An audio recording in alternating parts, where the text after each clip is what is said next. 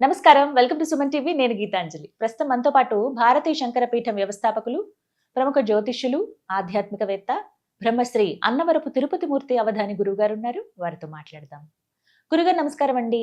ఓం శ్రీ మహాగణాధిపతయే నమః. మరికొన్ని ధర్మ సందేహాలతో మీ ముందుకు.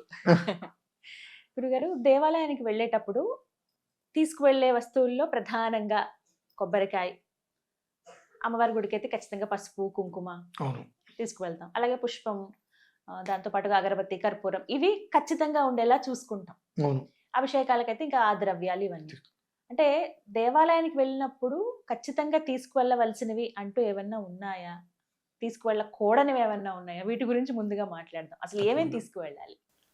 పత్రం, పుష్పం, ఫలం, ఉదకం. ఉదకం. తోయమంటే ఉదకం. ఈ నాలుగిట్లో ఏదో ఒకటి కంపల్సరీ ఉండాల్సిందే. ఏదో ఒకటి అయినా. 4 తీసుకెళ్ళడానికి మనకు దొరకలేదు, మ్మ్. కానీ ఈ నాలుగిట్లో ఏదో ఒకటి మాత్రం ఖచ్చితంగా ఖాళీ చేతులతో వెళ్ళకూడదు దేవాలయానికి. ఒక పత్రం అంటే ఒక తులసి దళము, మారేడు దళము, ఏదైనా ఒక పత్రం, ఏదో ఒక పుష్పం, ఫలం, అరటి పండు తీసుకెళ్ళావా, ద్రాక్ష పండు తీసుకెళ్ళావా, కొబ్బరికాయ తీసుకెళ్ళావా, ఏదో ఒక ఫలం. భగవంతుడికి నువ్వు సమర్పించేటువంటిది ఎలా ఉండాలి అంటే శబరిలాగా ఉండాలండి. అంటే నువ్వు తినిపెట్టమని కాదు, భక్తితోటి ఇవ్వు, ప్రేమగా ఇవ్వు. అందుకని నేను గుళ్ళోకి వెళ్తున్నా కాబట్టి ఇంత పూలదండ తీసుకెళ్ళాలి, వాళ్ళ పూలదండ రేపు నిర్మాలయం, అంతేగా, ఇంత పూలదండ తీసుకెళ్ళాలి, లేదంటే ఇన్ని పళ్ళు తీసుకెళ్ళాలి, ఇవన్నీ లేవు. పత్రం, పుష్పం, ఫలం, తోయం అంటే ఉదకం అన్నమాట. భక్తి మేరగా తీసుకెళ్ళగలిగింది. నీకు ఒక పుష్పం దొరికింది, ఆ పుష్పం తీసుకెళ్ళి భగవంతుడికి అదే ఆయనకి ఇచ్చే పదాల దగ్గర సంతోషపడతాడండి. అంతేగాని ఎప్పుడూ కూడా ఏంటంటే నువ్వు ఇచ్చేటువంటి దాంట్లో ఆయన నీ మనస్సును చూస్తున్నాడు, నీకు ఎంత ఉంది అని చూడట్లా. రెండు భగవంతుడి దగ్గరికి వెళ్ళినప్పుడు నాకు ఎంత ఉందన్న రీతిలో నువ్వు వెళ్తే నీకు ఏమీ రాదు. ఇప్పుడు మనకు శ్రీశైలం వెళ్తే ధూళి దర్శనం అంటారు. పెద్ద పెద్ద ఆలయాలకి ఎక్కడికి వెళ్ళినప్పటికీ కూడా క్షేత్ర దర్శనానికి మనం వెళ్ళినప్పుడు మనం బస్సు దిగగానే అదే కాళ్ళతో వెళ్ళి దర్శనం చేసుకోవాలి. బృహత్ దేవాలయాలకి, క్షేత్ర దర్శనాలకి వెళ్ళినప్పుడు ఎందువలన నువ్వు దర్శనం చేసుకోవడం కోసం వచ్చావు. నీ యొక్క అందాన్ని, నీ యొక్క షోకుల్ని చూపించడానికి అదిగా వచ్చింది. అంటే నువ్వు బస్సు దిగావు, కారు దిగావు, జర్నీ చేసి ఎట్లా ఉంటే ఎట్లానే అలా వెళ్ళిపోయి దర్శనం చేసుకుని రా. ఆ తర్వాత నువ్వు స్నానం వేసి ఏదైనా చేయి, ఒంటికి ఎందైనా రాసుకో. భగవంతుడు నీ రూపం నువ్వు ఏ రకంగా వచ్చినట్టు చూస్తున్నాడు. వచ్చి రాత్రి పడుకొని పొద్దున్న లేచి చక్కగా నేను అందంగా రెడీ అవుతాను, ఆభరణాలు వేసుకుంటాను, ఇంత తట్ట నిండా నా మనుషులు తీసుకొస్తారు. నువ్వు దీన్ని గుడికి వెళ్తాం. గుడికి వెళ్ళేటప్పుడు అది తమలపాకు కావచ్చు, తమలపాకు తట్ట కావచ్చు, నీ చేతులతో నువ్వు తీసుకువెళ్ళివ్వాలి. నీ చేతులతో నువ్వు తీసుకెళ్లి భగవంతుడి దగ్గర పెడితే ఆ పెట్టేటువంటి సమయంలో నువ్వు ఎప్పుడైతే కనుక భగవంతుడికి ముందుగా ప్లేట్లో తీసుకురావడమా, ఒక పుష్పం తీసుకురావడమా చేస్తున్నావో అది చూసి నీ మనస్సునైనా పసిగట్టేస్తాడు. ఓకే, ఇవ్వాలనేటువంటి సంకల్పం ఉన్నప్పటికీ కూడా ఇచ్చే స్తోమత లేదు అతనికి. కృష్ణుడు కుచేరుడు, భగవంతుడితో అలానే ఉంటుందమ్మా. నిన్ను పక్కన కూర్చోబెట్టుకోగలుగుతాడు, కానీ నేను ఇంత తీసుకొస్తున్నా దేవుడికి అన్నప్పుడు ఆయన అసలు నేను పట్టించుకోడు.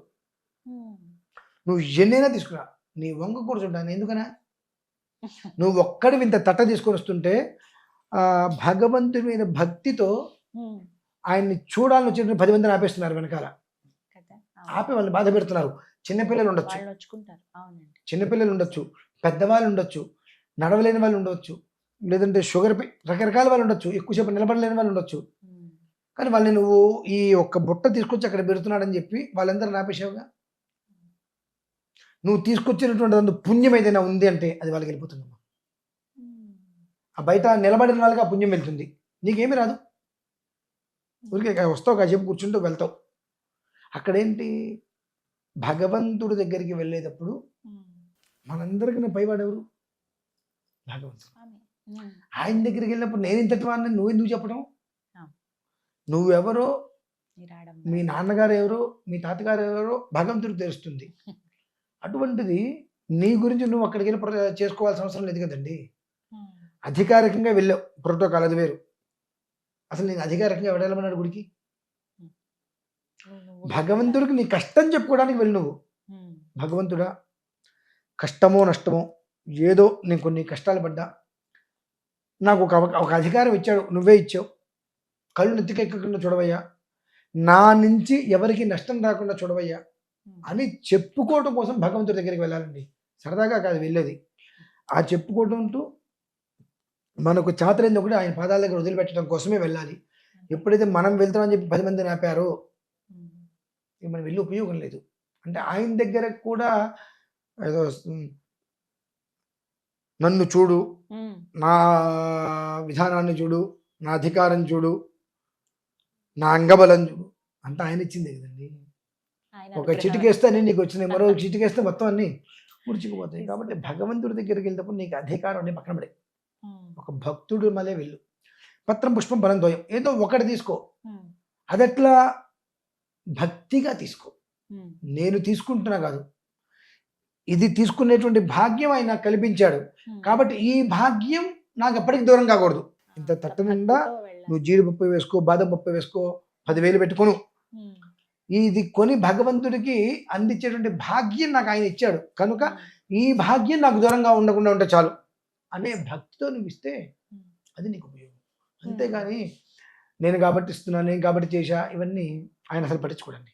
అలాగే గురుగారు, దేవాలయాలకు సంబంధించండి, దారిలో ఇలా వెళుతూ ఉంటాం, ఆఫీస్కి వెళ్ళడమో లేకపోతే ఏదైనా పని మీద వెళ్తున్నప్పుడు టక్కున దేవాలయం కనపడుతుంది. అబ్బా ఒకసారి గుడికి వెళ్ళి అమ్మవారికి లేకపోతే అయ్యవారికి దండం పెట్టుకుని వెళ్దామని వెళ్ళిపోతుంటారు కొంతమంది.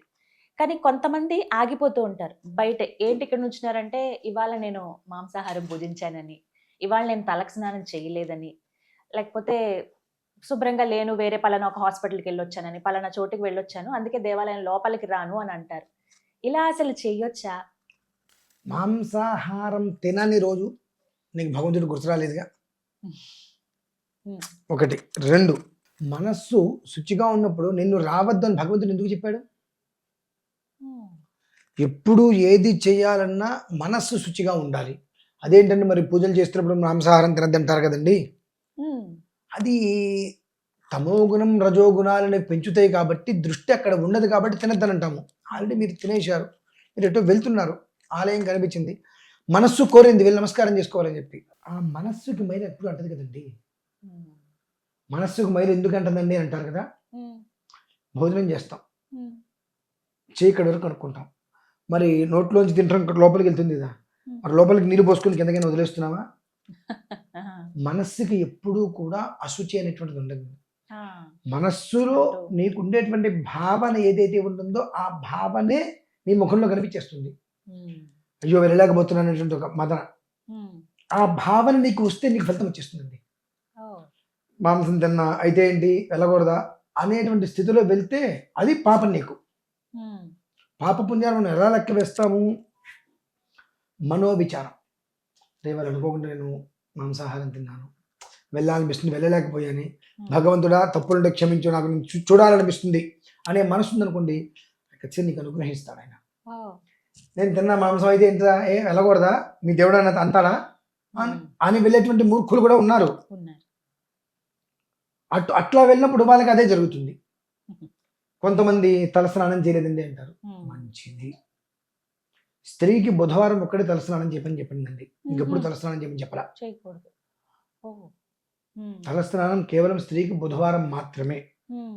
కాబట్టి అది కూడా తలస్నానం ఎందుకు చేయమన్నారు అంటే, కేశాను ఆశ్రిత్య తిష్టంతి, మనం చేసేవన్నీ కూడా కేశాలని ఆపాదించుకుని ఉంటాయి కాబట్టి బుధవారం మొదలైన పొద్దున్నే సూర్యోదయాత్ పూర్వం 9కి 10కి కదండి, సూర్యోదయాత్ పూర్వం తలస్నానం చేస్తే సూర్యోదయానికల్లా అన్నీ కూడా నిలబడి మళ్ళీ శుచిర్భూతుడు అవుతాడు. మళ్ళీ పునః కంచి మళ్ళీ వచ్చేవారం నువ్వు చేసిన పాపాలు చేయి. బుధవారం రోజు తలస్నానం కాబట్టి నువ్వు ప్రతిరోజు తలస్నానం చేయలేదు కాబట్టి భగవంతుడి దగ్గరికి వెళ్ళలేదు అనేటువంటిది వ్యవస్థ అవసరం లేదమ్మా, శుభ్రంగా వెళ్ళి రావచ్చు.